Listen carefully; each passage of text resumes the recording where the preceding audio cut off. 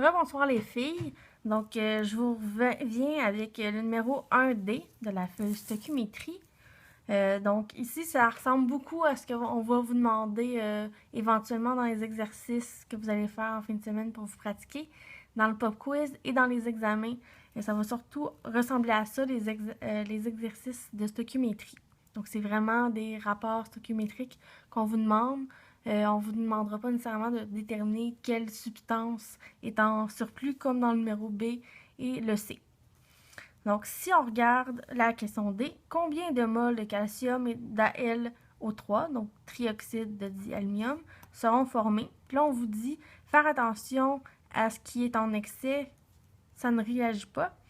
Donc là, j'ai retranscrit les informations que j'avais marquées sur ma feuille quand on a fait le numéro 1, B et C.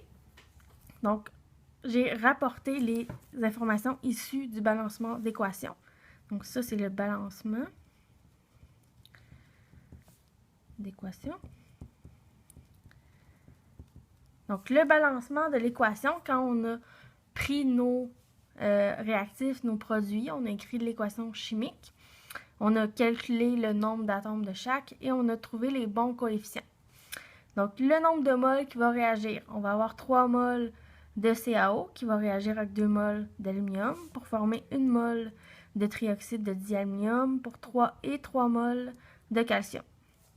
Donc, là, ici, c'est le nombre de moles qui vont réagir ensemble, mais on peut aussi l'exprimer en termes de masse.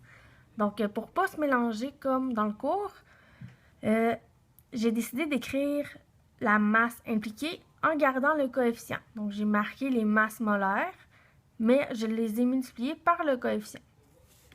J'ai aussi fait 2 autres rangées pour représenter les informations qu'on a eues par calcul ou dans le problème, dans le contexte du problème. Donc, ici, on nous donnait dans le problème qu'on avait 84 grammes d'oxyde de calcium. Et on a calculé au numéro B qu'on utilisait seulement 26,98 des 30 grammes qu'on nous offrait. Donc, ça représente 1,5 mol et 1 mol. Donc, ça, c'est des informations qu'on a obtenues au numéro B. Donc, voir B. Donc, là, dans la question D, on vous demande de déterminer le nombre de moles de nos deux produits. Donc, du trioxyde de dialuminium et du calcium. Donc, on va commencer par trouver la quantité en termes de moles du Al2O3. Donc, première étape, nombre de moles d'Al2O3. Donc, pour faire ces calculs-là, vous pouvez vous baser sur soit le CaO, l'oxyde de calcium, ou l'aluminium, étant donné qu'on a des valeurs pour les deux. Si vous décidez de faire votre calcul avec le CaO, théoriquement, ça devrait vous donner la même valeur que si vous faites vos calculs avec l'aluminium. Je dis théoriquement parce que dépendant de la précision de vos calculs, le nombre de décimales que vous gardez, ça se peut qu'il y ait une mini-variation. Mais je vais toujours en tenir compte quand je vais corriger. Je vais vérifier si votre réponse est semblable à la mienne. Si ça diverge, ben, je vais regarder vos calculs pour voir s'ils sont valides. Donc, c'est pas parce que vous n'avez pas le même nombre de décimales que moi que votre réponse sera fausse. Donc, moi, j'ai décidé de travailler avec l'oxyde de calcium. Donc, je vais prendre les données du CaO. Donc, pour savoir le nombre de molécules, pas de molécules, de moles, excusez-moi, d'Al2O3 qui vont être formés, bien, je sais que ça va être formé selon un ratio de 3 moles pour 1. Donc, je vais avoir 3 moles de CaO qui vont être utilisés pour former 1 mole d'Al2O3. Mais moi, dans mon calcul, j'ai avec 84 grammes seulement 1,5 mol de disponible. Donc, on va essayer de respecter ce rapport-là, mais avec 1,5 mol. C'est ce qu'on cherche. Combien de moles je vais obtenir par rapport à 1 mol si j'utilise seulement 1,5? Donc, théoriquement, 1,5, c'est la moitié de 3. Donc, on sait déjà que notre réponse va être 0,5. Mais on va faire le calcul. Donc, on a 1,5 mol de CaO. Donc, on fait un produit croisé pour trouver la valeur de notre ratio manquant, de notre valeur dans le ratio.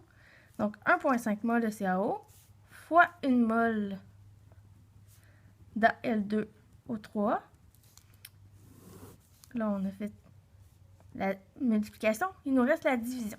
Donc, divisé par 3 mol de CaO. Donc là, si on regarde notre division, on a des mols de CaO en haut au numérateur et au dénominateur. Donc, on peut les annuler. Donc, il nous reste seulement 1,5 fois 1 mol d'Al2O3. Ça tombe bien, c'est l'unité qu'on cherche, divisé par 3.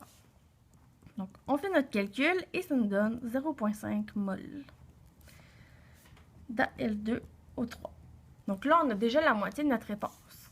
Il faut faire aussi le calcul pour le calcium. Donc là, on veut savoir le nombre de moles de calcium obtenu. Donc, on va prendre encore, moi dans mon cas, je vais retravailler avec le CaO. Donc, on a un rapport de 3 moles de CaO pour 3 moles de carbone. Donc là, on a un rapport de 3 moles pour 3 moles. Donc, c'est un rapport 1 pour 1. Donc, on a, dans la réalité, en laboratoire, si c'était le cas, seulement 1,5 mol de CaO de disponible. Donc, combien de moles de calcium je vais obtenir? Donc là, c'est un rapport 1 pour 1. J'ai 1,5 mol d'oxyde de calcium. Théoriquement, je devrais avoir 1,5 mol de calcium. Donc, on va faire notre calcul. Donc, 1,5 mol de CaO fois 3 mol de Ca divisé par nos 3 moles de CaO. Encore une fois, mol de CaO, ça s'annule. On a un 3 en haut, un 3 en bas, ça s'annule aussi. Donc, il nous reste 1,5 mol de calcium. Donc, on a nos deux réponses. On a 0,5 mol d'Al2O3 et 1,5 mol de calcium. Donc, on a résolu notre problème. Donc, bonne étude. Continuez à faire de la stoichiométrie. Bye!